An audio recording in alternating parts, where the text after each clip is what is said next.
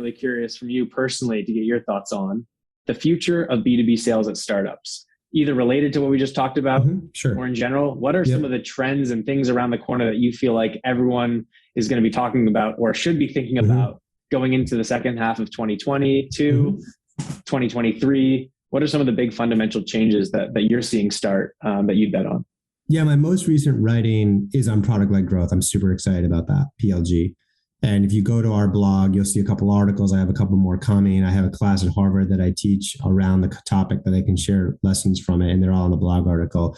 Yeah, we'll link to that on that. Yeah, the high level on it is I do think that product-led growth is an extraordinarily disruptive business model to the software ecosystem, similar to SaaS, right? Like if you go back to the 80s and 90s, all software was built, like sold on premise. You bought this stuff. You had to deploy 50 servers in the basement of your company, set it up to the local area network, train your staff for 6 months. I mean, it was just like, it was all about getting the contract.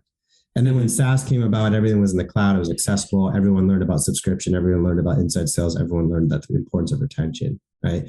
Now, SaaS disrupted almost every category.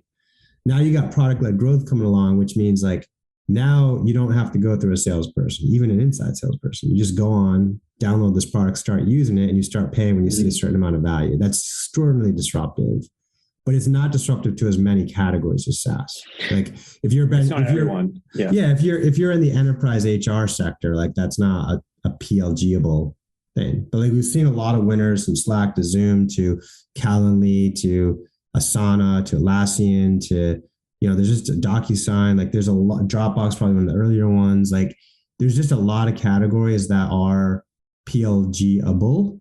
And I honestly think we're in the first inning of 9 innings. And I think like, if you are in a category that is PLG is aligned with, then you got to do PLG or you'll be disrupted.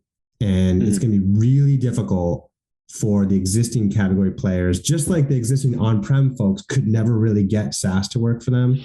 Same thing. So I think like 5 years from now, we're going to see dominance in the public markets from a new generation of software companies that are the PLG attacker. So I've written a lot on the blog about how do you know if your category falls into that and how do you execute that?